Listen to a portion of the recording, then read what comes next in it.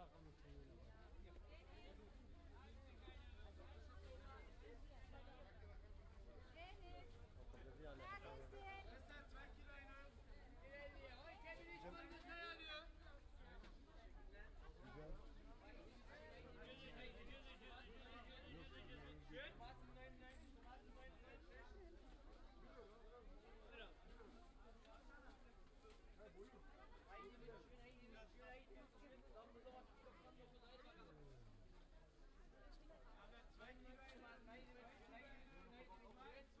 Ya öyle bana ki arkadaşım böyle bir tane alayım bir tane hem karın bakın hem karın korkun hem karın ya aynı avukları gece var kanı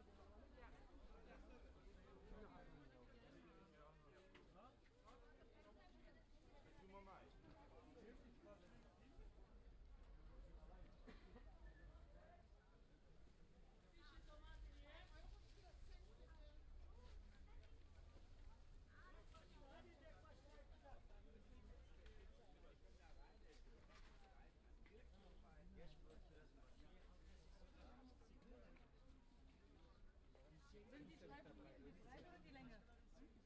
Ja, aber es ist der Fall gewesen überhaupt. Das ist die Länge. Eisberg salatın ne oldu? Öğren öğren unut demiş. O da kırsın. Bir tanesi 1 euroydu önce.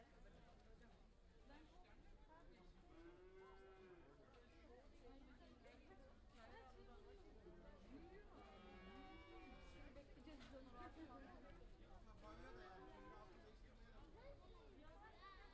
Görüyor.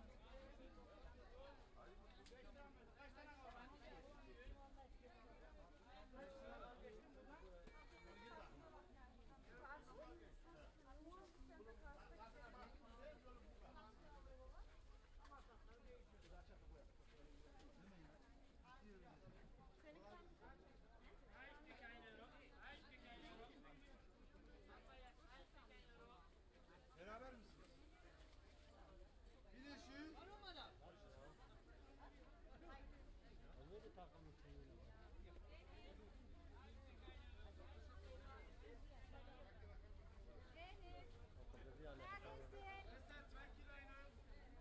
O kendini hiç görmüşler alıyor. Deniz. Neredesin? Güzel. Görüyor. Neredesin? Neredesin?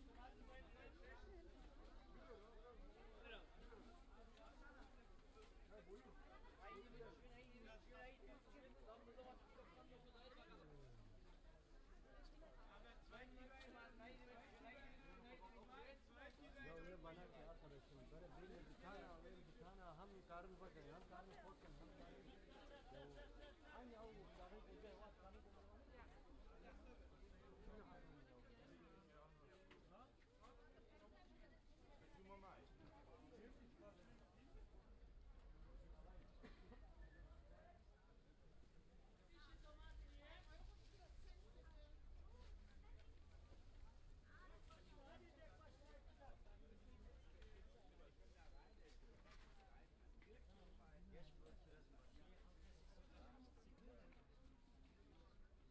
Sind die Schreibungen breit oder die Länge?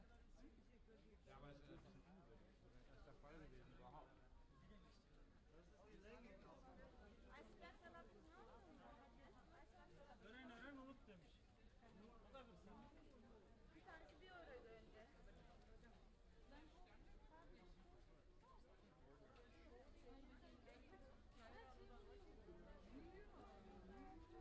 Bekleyeceğiz biz onu rahat Banyo da yani. Şimdi altında görüyor. Kaç tane var?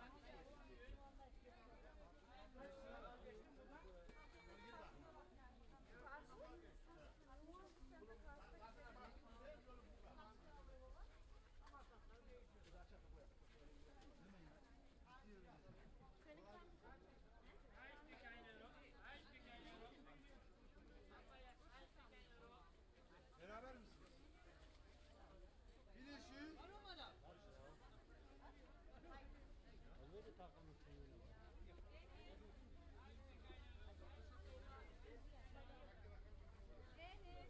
Güzel. Neredesin? Mesela 2 kiloyla ilerliyor. O kendini hiç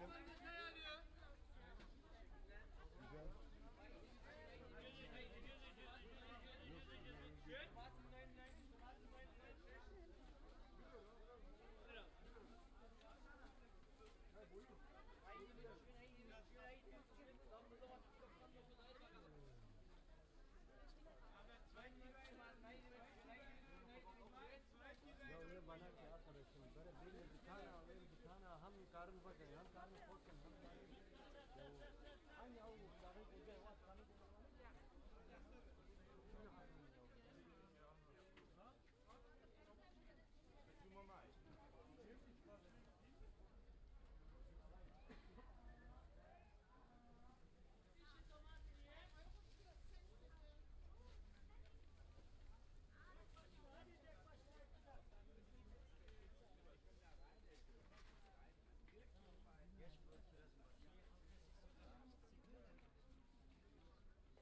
Sind die Streifen die Breite oder die Länge? Ja, aber es ist erst der Fall gewesen überhaupt. Eisbergsalat biliyor musun? Eisbergsalat. Öğren unut demiş. O da bir sınır. Bir tanesi 1 euroydu önce.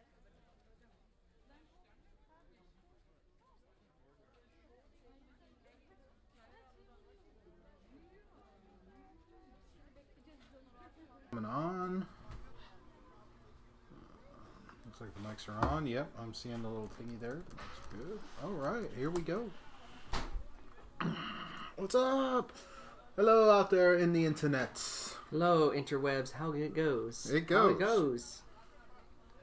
I can't hear myself, so hopefully it's going well. Might have some issues. Everything looks good, so I'm just gonna roll with it because I mean I can't. Oh, there we go. I know what I need to do here.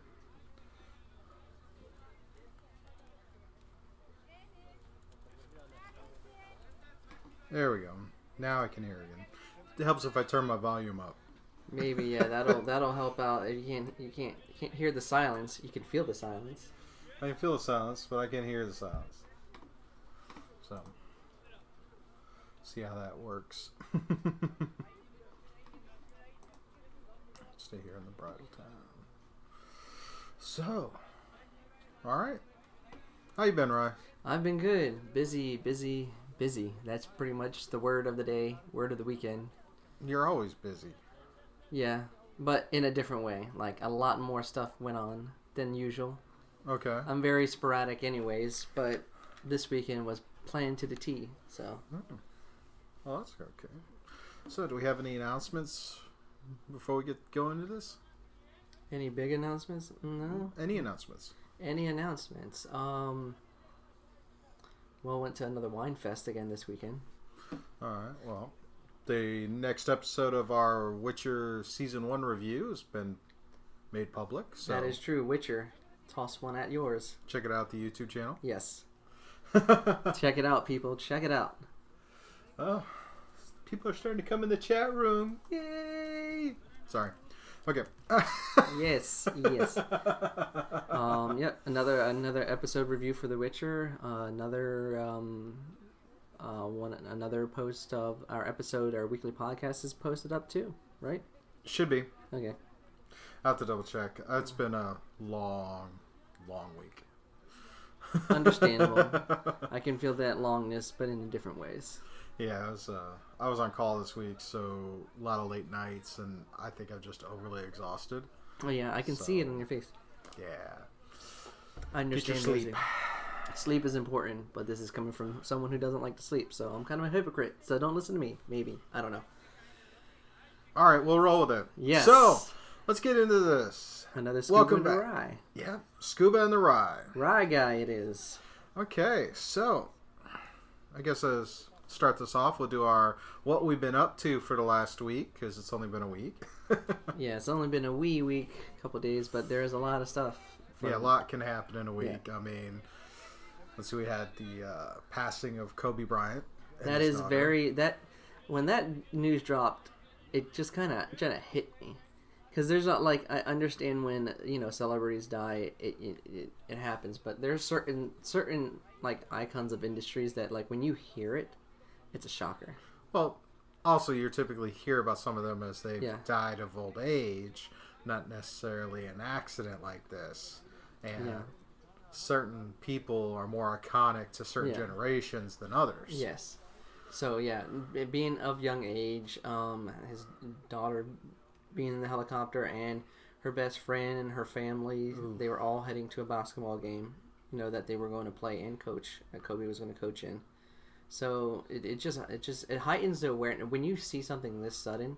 It heightens the awareness of the fragility of life. Yes, and I can see that. Yeah, there's only been not many celebrities have hit me hard when passings happen, but this is like one of three or four that have happened that have like hit me just because of their kind of inspiration of either their work ethic or just their quality to their craft. Okay. So just a quick handful of the other ones. Chester Bennington, lead singer, one of the singers for Linkin Park, that hit me hard. He was very inspirational when it comes to writing and music. Anthony Bourdain, when that hit me very. I'm reading a book of his being a foodie, and he was at the top of his craft, both writing and food.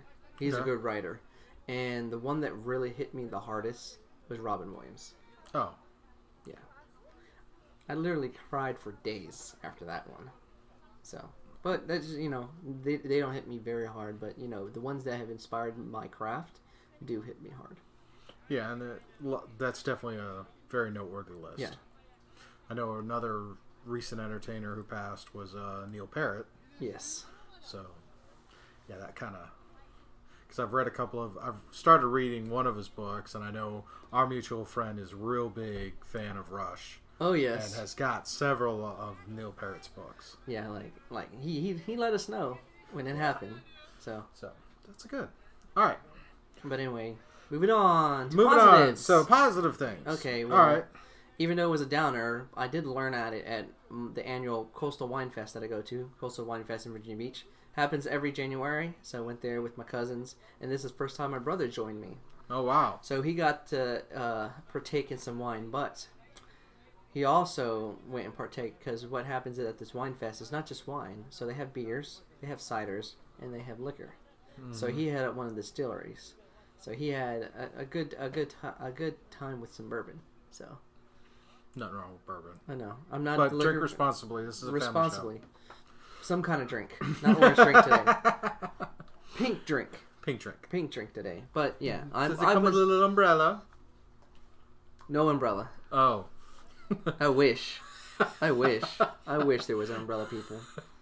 But yeah, I just went and I had a goal to find some wine, and then I splurged. So it happens.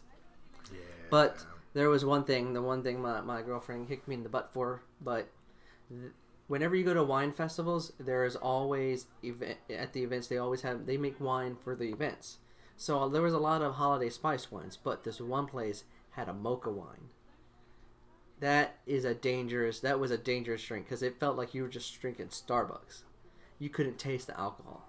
That's what I call a danger wine, because if you can't taste the alcohol and you get down a bottle, but they weren't selling it by the bottle; they were selling it by the glass.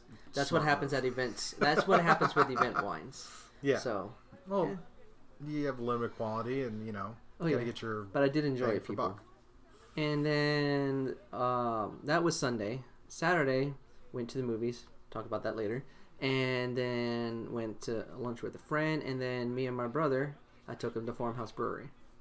So you got to partake. Gotta go check that place out. Yeah, you do need to. Hey, all whenever. Right. Oh, so that was the weekend. That was the weekend? Yeah. And Noodle Man, but I do that all the time. Yeah. Okay. So for me, let's see. Like I said, I was saying earlier, I was on call for work, so long hours. Happens. Well, friends hit me up early in the week to try and do some more Halo 5. Oh, yes. I had to pass on that because I expected to have to log in and do some work at 10 o'clock. Yeah. Friday night, they hit me up, and I was like, sure. However, I've got to stop at 10 so I can do this work. They were cool with it, so we finished Halo 5 Guardians. Okay. So we'll get into more of that when we get to there. That reminds me of another part of What Up, but you can keep going. Okay. Yeah. But probably one of the more interesting things is I took Top Shelf to the DMV to try and get his learner's permit. Okay. Now, I don't know if you're familiar with it, but there's this new initiative called the Real ID. Yes, I have one. You have one? Yes. Okay. We talked about it a little bit Thursday night at Bowling League, but then we get into doing the paperwork and looking into it Friday. Obviously, our first trip to the DMV, Top Shelf was not prepared, so we had to go back. Anybody who's been in the DMV understands this pain. The length. That's all I'm So going to say. we went back, and either way, he got an ID out of the trip on Friday. Okay. He did not get his permit. He failed the test. Okay. But the interesting story is while we were waiting in line, there was a gentleman in front of us who was getting his Real ID, right? He has passport with him or whatever, and he only had this weekend because he expected to be out of town until Christmas before he come back. Okay. That's So that's a lengthy time. Well, we got in a conversation. The reason why he was going to be out of town is he was going to be going to various areas to do workouts with major league teams. Turns out he's a Major League Baseball player. A pitcher. Okay. He's a really nice guy. He was part of the Rockies for a couple of years. Okay. And then was traded to the Cubs shortly after they won the World Series. Okay. But then he got injured. Yeah. So it's interesting to think about. He's only like 29, but he's had major injuries. I think he was talking about how he got hit by a line drive, shattered his forearm. Yeah. He's jacked up his shoulder a couple of times. He's messed up his legs. Yeah. I mean, he's just. But it was interesting to hear from an actual professional player. Now, I know people who've gone on to professional sports, but I don't know it. I've never really talked to anybody who is actively a professional sport player. Yeah, I don't know if I've ever talked to anyone actively. So it was fun. Turned out, I mean, as we got into the conversation, found out, oh yeah, he was on these teams, and it was really cool. Got his name. I'm not going to say it here, but he's a pitcher on the Rockies. Oh, yeah. Who's then traded to the Cubs. So, Sport Files, you look that up. Yeah. But a really nice guy. He did talk about how he spent some time in Korea playing for a team there because a lot of teams here wouldn't pick him up for some of the medical stuff. But he's all cleared, so he's good. Yeah. So he should be great. We should see him on the roster at some point. Baseball is a big sport over in Asia, in Yes. Japan and Korea. But it was interesting that he got in, played for a little while in Korea, and then came back. So he did a lot. He's done a lot of traveling. He actually showed me his Korea visa stamp and his passport. So That's cool. we were waiting and chatting with him, and then it was like our number gets called, and we say our goodbyes. And as we're standing there, then he gets called, and he's at the window right next to us. It's like, not too far to travel, my friend. Yes, It's like, but haven't seen you here in these parts. You know? but it's one of those interesting conversations you meet with. It's always cool when you talk to people that you think might not be what they seem, and then they're just pretty much down to earth. Well, I tend to like to strike up a conversation, either whether it's just a simple idle cocktail chat, but this kind of evolved into a longer conversation, and I thought it was really interesting. It was a good way to pass the time because you've got nothing but time in the DMV. There is length. So, But just to rewind real quick, Friday night was the start off of the weekend, and got to see one of my favorite comedians played at the that's Concert right. Center. You did go to the. Joe Coy. He's a Filipino comedian, so it was me, my brother, my mom, and my girlfriend Angelica. Had a very good that time. My mom likes the jokes when she can understand them, and she had a very good time with the jokes. That's always a good time. Joseph, you know. So, and then of course the weekend was out Ballahack like always. Oh yeah. And then Saturday afternoon we were gonna play a game, but one of the guys wasn't feeling good, so the game got canceled. Sunday we had Agents of Shore, which that had its own set of hilarity. I love the Agents of Short people. Trust me. But aside from the work, but I think my biggest thing is just I'm really exhausted right now. Yeah. And it's like I know that I'm so exhausted that I'm actually not getting certain things done that I should get done because I'm so exhausted. And I feel bad, but as I commented in one of our meetings, I may take a day off from work just to be like, I need to catch up on rest. I need to rest mentally. That is a term that gets thrown around at my job where they said to just take a day off just for a mental day. That's what we call it over there, a mental day. Yeah, unfortunately the IRS opened this week, so this week is probably not the best day to take a mental day. Yeah, sometimes you just have to, people. Yeah. But that's how that is. So, actually, I think this is it. Is it? Yeah, pretty packed. Got some Munchkin games. See, and there went. See, it did it again on me. I am not. It is not AFK.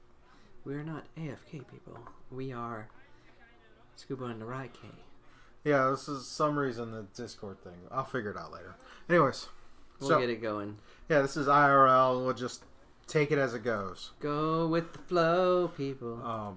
So now we covered that, so we can just kind of roll into this. So,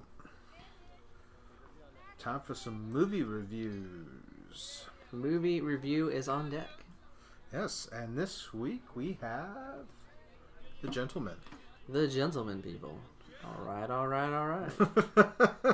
If y'all get that, gonna get old. Then you're awesome. Never people. gonna get old. You are awesome.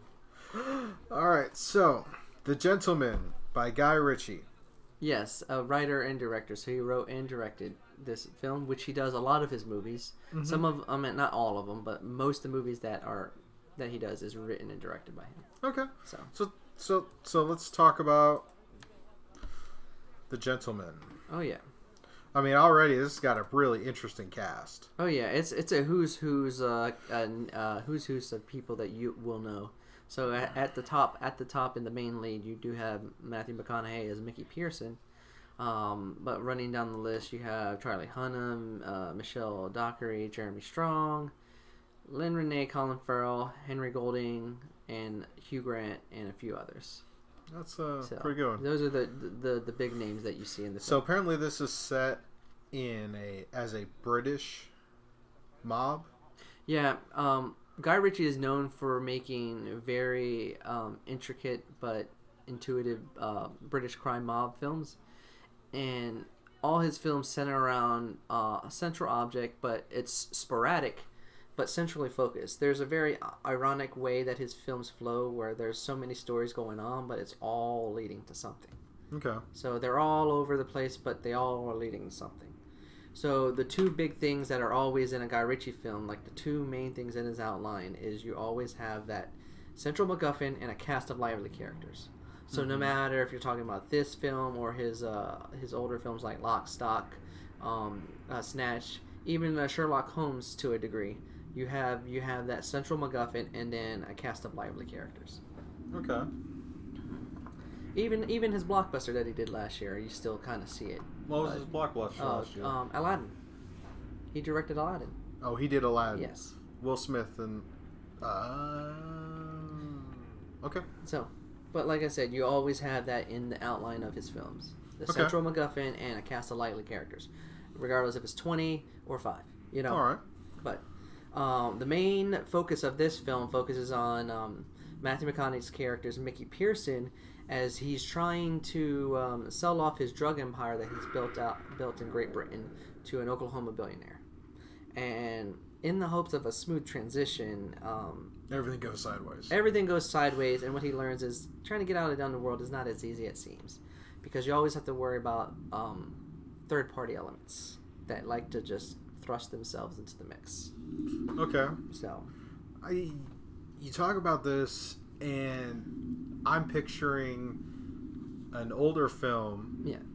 And that is the one that Sylvester Stallone did called Oscar. It's been a minute since I've seen it, so you might have to dust my cobwebs. All right, it's very similar premise that we're talking about, only this is centered in the 1920s. Okay. Mafia era of the Roaring 20s or whatever. Yep. And Oscar, played by Sylvester Stallone, was someone who was trying to get out of the criminal world, who's bootlicking business and all that, and wanted to go as a legit businessman, a legit banker. And in this day that he goes through and tries to have these meetings with bankers, to be investors, to get out of it, people in the house trying to adjust to this non-criminal thing, and all kinds of shenanigans kind of run through because he's trying to get out, and trying to get out is so much harder. Oh yeah. So it plays along. It does masquerade with a lot of like common gangster tropes and British crime dramas, and it does have a lot of elements from his like prior films. Like if you've seen any Guy Ritchie movie, you can find it not in a predictable way, beat by beat, but just the feeling of it. Okay. So what you find in this film is that there's a colorful nature to the narration. Everything is very about face, but built in with the dialogue and interaction with the characters. That's what is prime in the strength of this film, is the interaction between the characters and a mixture of satire and drama. Okay. So it does like a lens on the crime drama tropes, but does it in a way where it doesn't outsmart itself, but it puts the characters at the forefront to move the story or move the film along. There's no like central story. You're just kind of like, it's like a slice of life in this situation. Slice of life and watching this transaction happen slowly and surely. But nobody, it's not playing against somebody's dumb-witted personality. Everybody's smart. Everybody makes decisions, but makes smart decisions. With a few other characters that don't, but everything leads to something. So there's very subtle reference and soft foreshadowing, but not to the point where you figure it out and then it ruins it. Because what happens in the film is that all the stuff that happens, like I said, there's so many storylines going on that there's a lot of red herring and twists happening that it throws you off of what is happening over here. So when things come around, you're as surprised as the characters that are in the scene. Okay, so were there any shortcomings?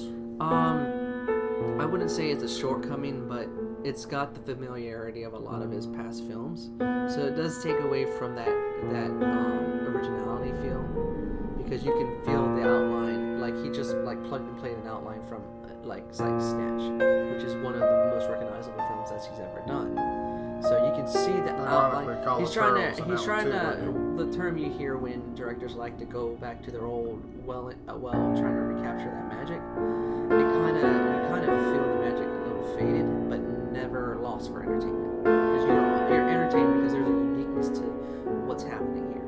Okay. Yeah. So, what are we calling this on the rating? I say this is a really good time. It's another good outing for Guy Ritchie, because he's had some stinkers in the past few years. Not Aladdin, but other ones before that. He's had some stinkers, but this is another like a return to form for him. Like it highlights the strength of how he writes dialogue, how witty he makes the characters, and how when everything comes together, you just enjoy the journey with these characters. So 3.5 out of 5, a matinee. Okay. So how does this compare to Peaky Blinders? Compared to Peaky Blinders, it's like comparing apples to oranges, because they're both gangster dramas, but the flavor is different.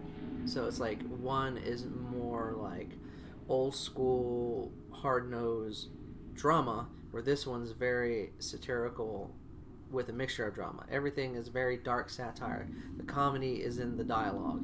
So if you know British comedy to a degree, you know it can be dry, but if you really like it, it will get you laughing. And the dark horse in the movie is Colin Farrell's character. Oh, really? Yeah, he is hilarious.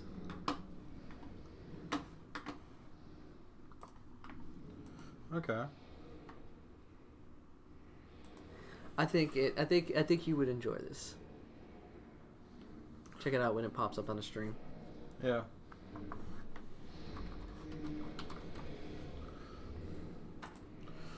So. All right. So, next, what is next on the to-do list? To do or not to do, that is the question. All right, so I guess real quick, we'll roll into State of Game, because we don't really have a whole lot of movie-type news. Oh, yeah, this is, I've gone kind of lesser known with the movie reviews. I was, like, pumping out, like, 3 or 4. This was it's more nice to slow... take a break. Yeah. It is really nice to take a break. But that's just because the Oscar films were, a lot of films just drop at once, and I had the time.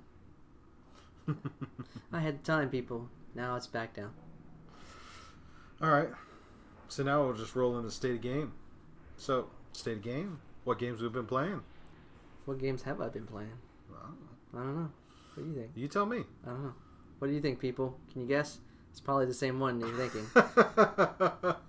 Borderlands 3. Borderlands 3 has been... Outer Worlds. And Outer Worlds. But mostly this weekend was just Outer Worlds. Okay. So... Did you get off of Monarch? No, I'm still on Monarch, and the more I explore, the more I find other things. Mm-hmm. So I ran across this power plant, and I tried to sneak in to take out somebody, or I had to go sneak in to get something, and then the people came out after me. So I just was like, you know what, screw it. So I just killed everyone in the power plant, and then took out the guy that I had to take out for another group. Okay. So the one thing what I'm learning is that factions matter in this game, and there's a lot of factions. So depending on who you're doing missions for, it'll outweigh this. But the thing is, depending on what you're outweighing, there's also this third-party element over here that it can have an effect. So, just like I've said before, the storytelling in this game is so tight that it gets you enjoying or looking forward to the next person you talk to find out how is this going to connect with what I need, or how is this going to connect to the next planet I go to. Oh man, so sounds like I need to pick that back up. Oh yeah, it's like once you get the Monarch, that's when it's like the Wild Wild West, but in a good way. Okay. Well, as I was saying, Raz and Penumbra caught me up Friday, and we finished the last third of Halo 5 Guardians, which I've never finished. You've never beat Halo 5? No. I think to date I have only completed 2 of the Halo games. And it's the one where it looks like Cortana's doing something behind the scenes. If Halo I remember, 5 Guardians, it's been a while. Halo 5 Guardians was a new direction for the game. Yeah. Because you were not solely Master Chief. Yeah. You played... There was 2 storylines converging. Yeah. One storyline you played as Fireteam Osiris with Agent Locke. And then the other team was Blue Team, which are Master Chief and... other Spartan 2s who had survived this whole Covenant War. So Cortana somehow started activating these ancient Forerunner mechs. Yeah. And you're trying to figure out what's going on, but there were elements where you had a lot more. You had some open world points where it's like you had to try and find things. Well, in case anyone who's watching this isn't familiar with the game. Yes. But I had never actually finished it. I've watched the playthrough.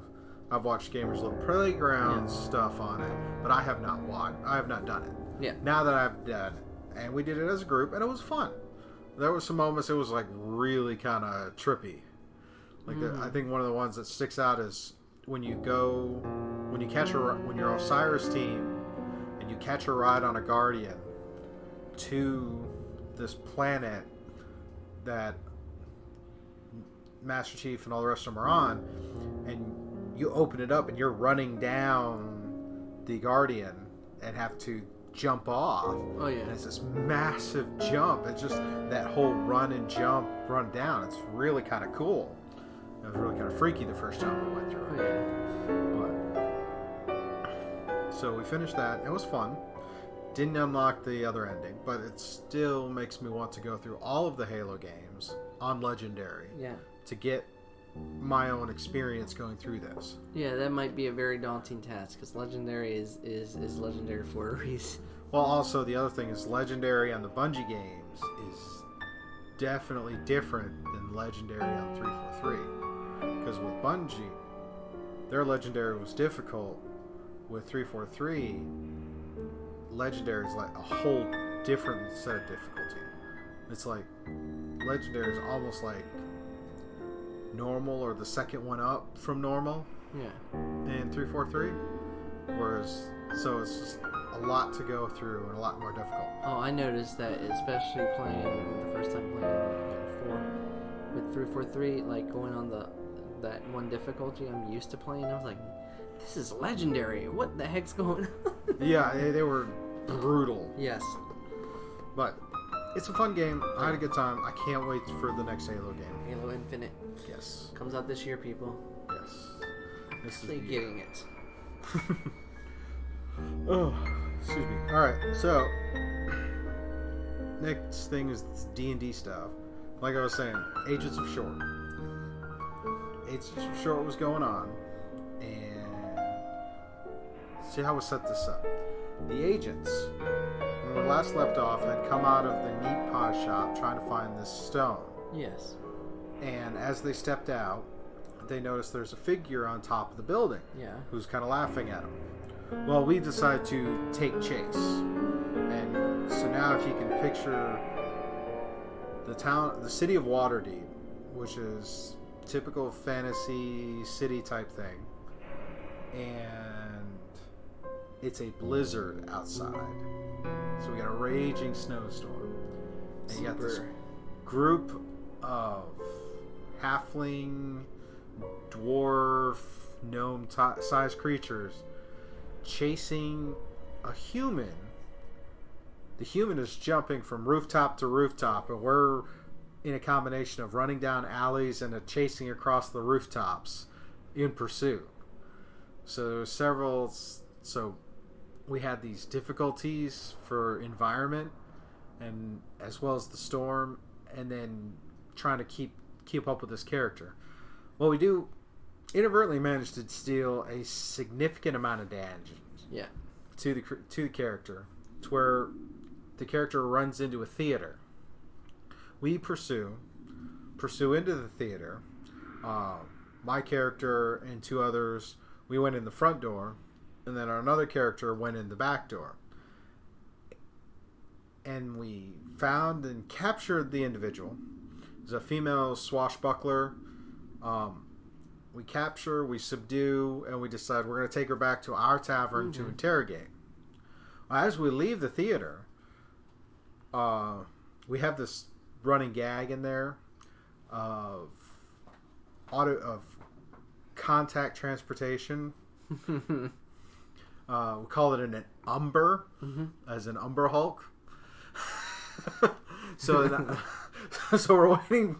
The gag is there is a mind flayer who is telepathically connected to all of these umbers. Okay. So all you have to do is be standing in the city and go, I would like a ride. I'd like to take an umber. And an umber will appear. Okay. And then the umber will go where you want to go. Since, this is like Waterdeep and fantasy and no Wi-Fi. Yeah. So as we come out of the theater with our captive, an umber pulls up, and an agent of the Harpers, and the Harpers is one of the many factions in D&D, and makes a deal with us, gives us a bag of potions, takes possession of the prisoner, and gives us the umber, and tells us, hey, you need to go to this person to find the stone, because the stone wasn't on the person we chased down. So that's where we ended. Okay. It was a much tighter session because it sounded like it was boom, boom, boom. Well, part of that is because with Top Shelf's new work schedule on Sundays, it's like, in my new work schedule, it's like I get home, I get about 2 hours max before people are supposed to start coming and we start playing. Okay. And then I have to leave to go and pick Top Shelf up from work. Yeah. So we only have a very 3 to 4 hours that we really need to progress through. And sometimes with our group, the shenanigans of the group tends to extend gameplay. This time, though, it's like, nah, not so much. So we were kind of on point with it going through, and it was a much tighter session in the sense that it wasn't a whole lot of red herrings or MacGuffins. But that was that. Oh, sorry. See, it's that exhaustion. I really need to get some sleep. Oh yeah, I understand exhaustion. Yeah, Right. I'll be like, I'm not tired, and then I'll be passed out on the couch, and Netflix has moved on to 4. It was so bad on Saturday. I got home, tried to go to bed, got simply take a nap Saturday evening. Yeah. I laid down. 2 hours later, I was like wide awake, ready to roll, and it's like I had to be up 3 hours from then to go do the ride. So this is long. So onward to airsoft. Pew pew pew. Ping ping ping. Something in the water. Something didn't work. Oh, that was that. You tell me. No. Did not go. So, we're going to talk some airsoft fun stuff. Reposition the map a little bit. Alright. Little position. I see. Well, what I have for today's discussion on gameplay is... Playing games. Yes. So, Saturday and Sunday, I was able to be out in the field to be a part of the attack and defend game. Okay. I had partial days because I had these D&D games.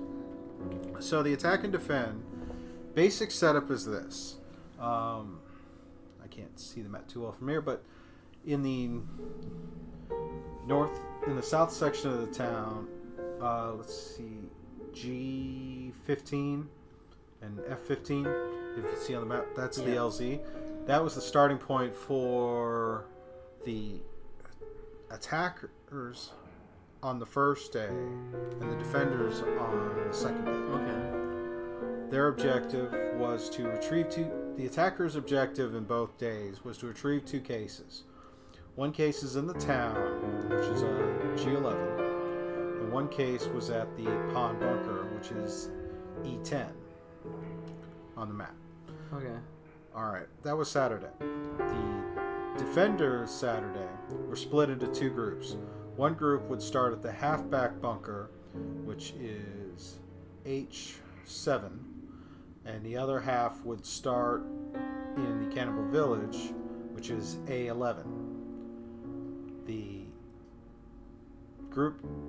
Cannibal Village was also the respawn point. So having the forces split allowed for some better staging to react once the start, because they had to defend the 2 cases. The one case in the courtyard and the one case in the pond bunker. Okay. The attackers, coming from the LZ, had to locate both cases and then move them to the North Sam site, which is right around G5 or G5, G6 on the map. Okay. So, now, we had a bit of rain, but the field was a little bit drier this weekend than the previous weekend. So, while there were still some elements of mud, yeah, it was a fairly good day, you know. So now the defenders had some organization this time. Okay. A couple of the guys who are out there are really good leaders and are typically like platoon leaders, so to speak. So they're a command and control element. Coordinated having the defenders protect the courtyard, and then if the courtyard is taken, to fall back and defend the pond bunker. Now, once the attackers got both cases to the North Sam site, they had to wait X amount of time for extraction. Okay. At that point, their respawn would close, where they would all have the medics. And the defenders' respawn would shift to the Escher, which is roughly F11 on the map. And that's where they would respawn. So get a little closer distance, because it's one thing to respawn because the amount of time it takes from walk one into the other. So some of that, you want to keep the gameplay dynamic. You want to keep it going. Now, the medic ratio was defenders were 100% medic. The attackers were 2/3 medic. Start a game. The defenders hold up. The attackers get to the courtyard, retrieve the case, and then get wiped out. So the case is now laying in the center of town. And meanwhile, the defenders had repositioned to protect the pond bunker. They managed to hold both of them until the last 10 minutes of gameplay.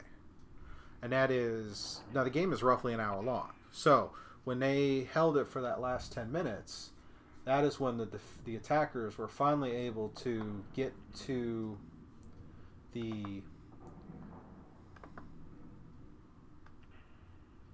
Or was it? Oh, I went. The defenders were actually able to get the attackers got the case and then pulled out. Okay. So once they pulled out, then it was like, okay, cool. At this point, the attackers had to try and hold for extraction. So the game is only about an hour long. Okay. And then after that, we take our break for lunch. So this happens, and that's how the Saturday gameplay goes. The attackers, at the very end, were able to get both cases. Sunday, what changes is we put the box not at the pond bunker, but at the Barrier Woods pipeline, which is E11, I want to say. E11, E12 for the Barrier Woods. Okay. The defenders now started and spawned in the LZ. The attackers were split. And the attackers had to try and get the cases and get them to the North Fob. Okay. This game went completely differently. Because the attackers were able to retrieve one case and get it out to where they had to go, but they could not get the other case. And so that one, I would assume, it was more defended? Yeah, defenders had it. They couldn't... I did not hear over the radio that they got the case up to the north. Yeah. Never did that. They got one case up there, that was it. So it was kind of cool, but it was also a lot... The organization level was different, but they also were able to hold the ground better different. And it was a smaller group than it was Saturday. Okay. So, but that's pretty much our gameplay for the weekend. This weekend I should be out there full day, so hopefully I'll have more.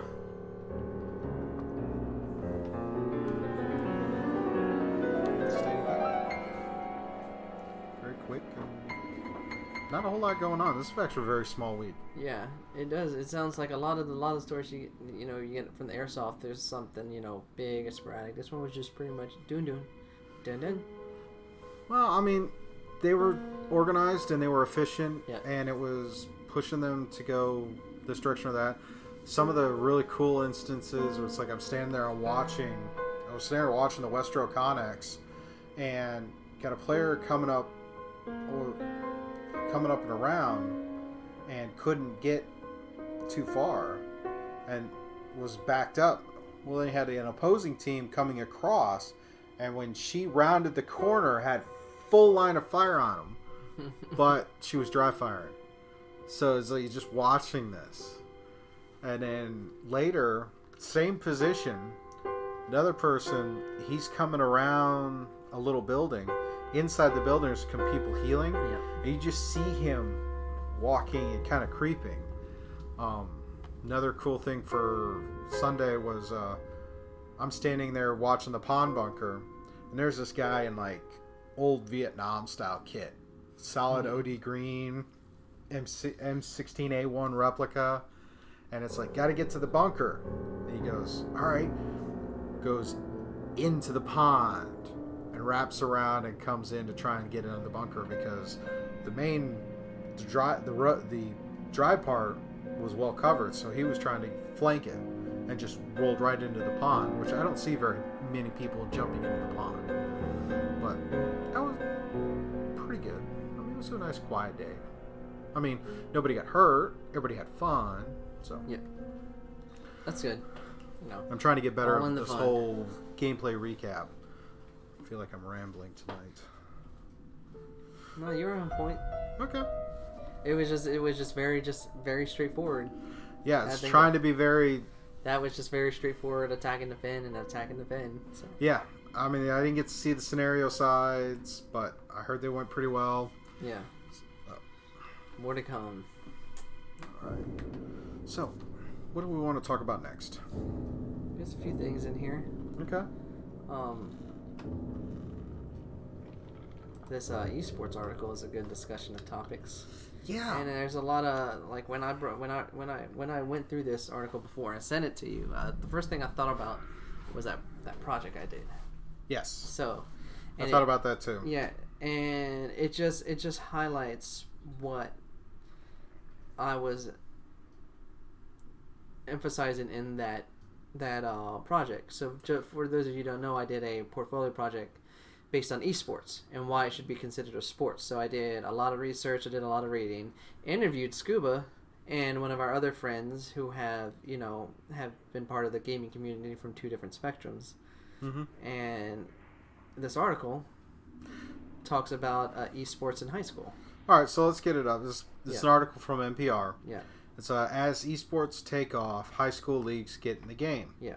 I find this is interesting, and it's something that we could talk about as far as an element of creativity in games. Is the fact that esports has grown so much in our generation. Yeah, it's grown up in increments, but in like the last 10 years, it is shot exponentially. Not the fact that all the tournaments and all the stuff you can game in to make money, just the fact that it's expanded exponentially when it comes to other things outside the main community, the core community. So you got universities getting into leagues, high schools getting into leagues. You have actually having like scout teams and all this stuff to prep people for being a pro at in games. Now, a little more local knowledge on this is Top Shelf is part of a gaming club at school, and they actually had a presentation about how the local community college has an esports team. Yes. And that there's this development of esport teams. And this article goes into talking about how now you're getting scholarships for being esport, and one of the distinctions is it's not considered a sport, it's considered academic in some circles. And even here in Virginia, regardless of where these things are coming up, it's the fact that these are coming up. And when you look at a lot of the games that have been released, it's like some of them have been released and have immediately gone into an esport type of venue. Yeah. Overwatch, Rocket League, Halo, CSGO, Call of Duty, all these major team sport type games where you have a lot of PvP type interaction have all become some type of esport tournament. Oh yeah, and naming those games like you mentioned, those big games, and then some other ones that litter out through. You have fightings, you have some kind of you got sport games, you got the RTSs. RTSs. You have also like League of Legends and Dota 2 and all them out there. Just checking the chat. But what it shows is that it's more than just a variety of games. Is that each of these games and each of these types showcase a different skill set that you have to learn and train and get good at. And like you emphasized with the PvP and a lot of these team based, especially in like games like Counter-Strike, like Counter-Strike, you really have to work together in a team because you have to be pinpoint accurate and understand who you're fighting against. And having these teams, and esports has been really big internationally, and it's now just becoming bigger in the U.S. Oh, yeah. I mean, plenty of conversation about. I think we're getting some satire. Ha ha ha. Ha ha. But that idea of it's the team based training your skill, competing, that is just the highlight of what makes this more than just it being played on an electronic interface. Is the fact that it is a sport. Every sport has these elements, no matter what genre of sport it is. You have to prep your skills to get better at it. And the fact that you have all these stuff starting to invest in it and recognize it is becoming prime and just showing the evolution of just showing how society evolves in certain ways too. Well, and then in with this is also from the parents' perspective, the acknowledgement that this is becoming an actual. Yeah. It's another kind of a changing of the guards. Yeah. It's also a changing of the guards. So like you recognize that change happens, but it's possible to happen in a good way. So if you can have people that are great at it and actually have a viable avenue to succeed in it, then it's only going to generate more interest, more investors, more income, more of an outwards effect to develop that arena for this sport. And it definitely goes into this could be a new thing. This is probably something that Skittles might be able to do as she gets older. Yeah, and just like you said, you have local colleges that are, bringing up esports as a viable option. You have like just random. You can just go to any random shop or even the mall, and you see like a storefront for esports leagues, esports gamings. Almost every plaza in this metro area, you could find an esports league, and it's just they're popping up like flies. They're like convenience stores now, so it's really prime. Yeah. So it just shows, like you said, a change. It's got such open accessibility as opposed to more traditional. Yeah, like you don't have to be a certain type, or you have to have a certain physique, or be able to be agile for certain things. No, you just got to be willing to learn and improve your mind, as well as hand-eye coordination, because every game is different. So, Virginia is piloting their esports league. If enough students are interested and funds available, we'll offer it again next year. So this will be a very interesting year for Virginia. Oh yeah, it does highlight a lot of stuff pinpointing in here. So link in the show notes when we post up. So check it out. Yeah, there's a lot of good discussions in this article. Yes. So, and if you're into esports, definitely support your local leagues. Yes. Alrighty. Anything else to sit there and chat about, or shall we roll right into odds and ends? I think I'm ready to get some oddies and some endies. Odds and ends. We're gonna end with some oddishness. Alright, so odds and ends, a collection of internet stories we find that are relatively current. Relatively. Reminder. He reminded me today. Relatively. Just some interesting things going on, and this one we're going to talk. This one's kind of themed around traveling. Oh yeah, so there is a lot of highlights of traveling. Which one are we going to pop first? Oh, we're going to go with the oldest gag in the book, because I read this article and I'm thinking back to the Jetsons movie. Am I thinking of the one I'm supposed to be thinking? Yeah. Okay. Yeah. So, going back in the day, Jetsons animated movie. Yes. George is trying to go through traffic, and of course they're making fun of LA traffic, and he decides to try and burn through this lane by thinking he had an extra person in the car. Yes. So it was an inflatable in the cartoon that it didn't work. But this guy, he sat there. Let's see. There was a guy in Arizona. Got caught driving in the HOV lane. And what he had this cat. A fake daddy. skeleton dressed up like a person in the passenger seat. Dead cat daddy. Like, really? I thought we were done with this gag. Hey, any way to get around traffic, and you at least need at least two in most HOV lanes, why not? So, quoting this article from NPR, quote, a 62-year-old received a penalty ticket on Thursday when a trooper noticed the skeleton wearing a camouflage bucket hat and tied upright in the passenger seat with a yellow rope, end quote. So, not only was it very noticeable, but it's just funny that it was a 62-year-old man. So, and let's continue this. This is not the first time He's the done man this? tried to cheat the rules of Arizona carpool lane. Oh, wow. So, just quote, another motorist was cited last April for driving an HOV lane on a different Arizona freeway with a mannequin wearing a baseball hat and sunglasses. So, people in Arizona will try every way to get around traffic. Apparently, they don't even have really bad traffic. Oh, yeah. Compared to, what, like you said, LA, New York, the bigger metropolitan areas. Yeah. So, probably even, I would say they don't have as bad traffic here. But I don't know, never been there. So you tell me, Arizonians. So here's our next story. And this is, the headline for this is Mario Meet Hulk. Mario Nintendo Park coming to Universal Orlando. Aw, snap. Yeah. That is Universal exciting. Orlando is going to have a Nintendo theme park section that is going to be Mario and Pokemon. Gotta catch 'em all. And this was reported by one of our local news, WTKR News Channel 3. Check Yep. them out. Support local.